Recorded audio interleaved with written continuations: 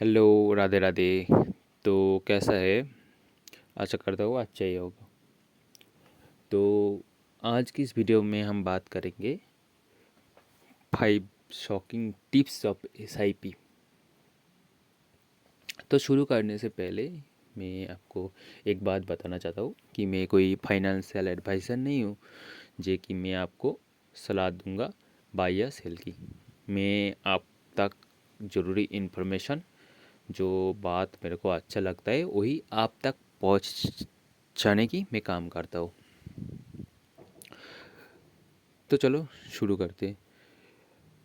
आप एसआईपी करने की सोच रहे हो, मतलब आप आगे जाके एक अच्छा पोर्टफोलियो, फाइनेंशियल फ्रीडम होने की सोच रहे हो।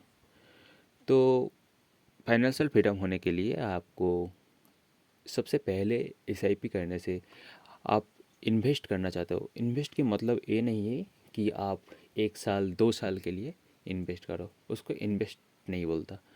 शॉर्ट टर्म इन्वेस्ट में कभी भी शेयर मार्केट में आपको गारंटी नहीं मिल सकता कि मार्केट आपको प्रॉफिट ही देगा। ऐसा भी हो सकता है मार्केट आपको नेगेटिव रिटर्न दे। लेकिन अगर आप 10 से 12 साल तक इन्वेस्ट करते रहोगे तो 99% आपका पॉजिटिव रिटर्न मिलेगा और इन्फ्लेशन के हिसाब से आपको एक अच्छा रिटर्न मिलेगा। अगर आप एसआईपी शुरू करना चाहते हो तो ज़रूरी 5 बात को ध्यान रखना चाहिए। जो लास्ट वाला बात है वो आपको जानना ही चाहिए एक एसआईपी चालू करने से पहले। फर्स्ट बात क्या है? फर्स्ट बात है, आपको इन्वेस्ट करने से पहले, एसआईपी चालू करने से पहले आपको फंड सिलेक्शन एक बहुत बड़ा मैटर खड़ा करता है।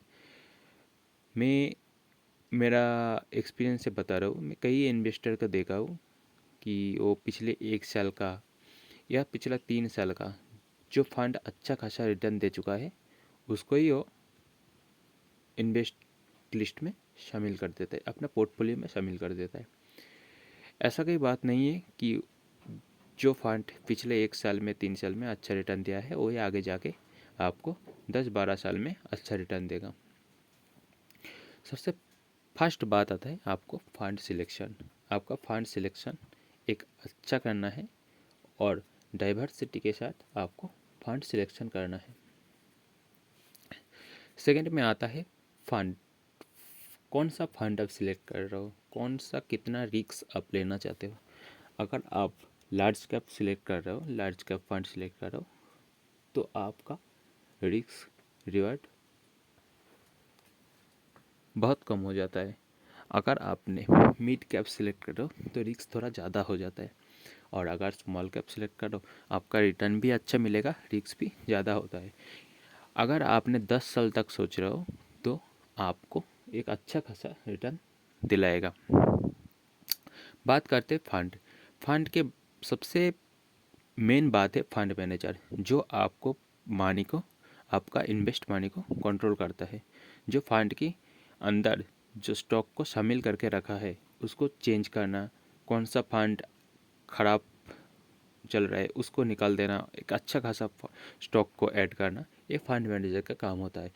तो एक अच्छा फंड चुनने से पहले फंड मैनेजर को देखना, फंड मैनेजर को डाटा को देखना, पास्ट रिटर्न्स को देखना एक अच्छी बात है।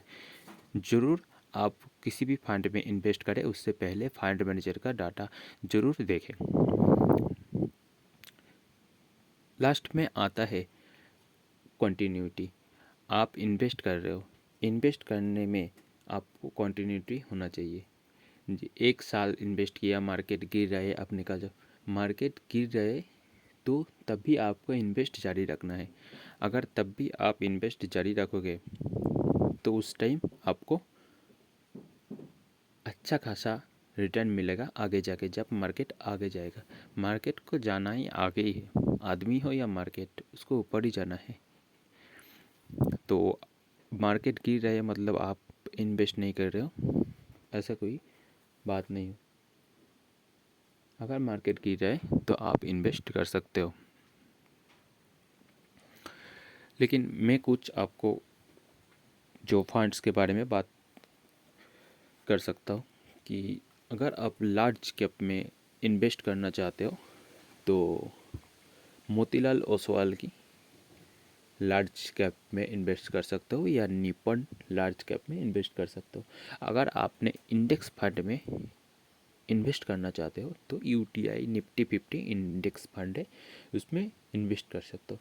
अगर आपने मिड कैप में इन्वेस्ट करना चाहते हो तो निपन इंडिया मिड कैप है, जिसमें आप इन्वेस्ट कर सकते हो। अगर आप फ्लेक्सी कैप में इन्वेस्ट करना चाहते हो तो पराग ब्रेक का फ्लेक्सी कैप है, उसमें आप इन्वेस्ट कर सकते हो। अगर आप स्मॉल कैप में इन्वेस्ट करना चाहते हो तो टाटा स्मॉल कैप है, एसबीआई स्मॉल कैप है, उसमें इन्वेस्ट कर सकते हो। मैं वीडियो समाप्त करने से पहले भी बता देता हूँ, मैं कोई फाइनेंशियल एडवाइज़र नहीं हूँ। मैं आप तक आपका ज़रूरी बातें आप तक पहुँचने के काम करता हूँ।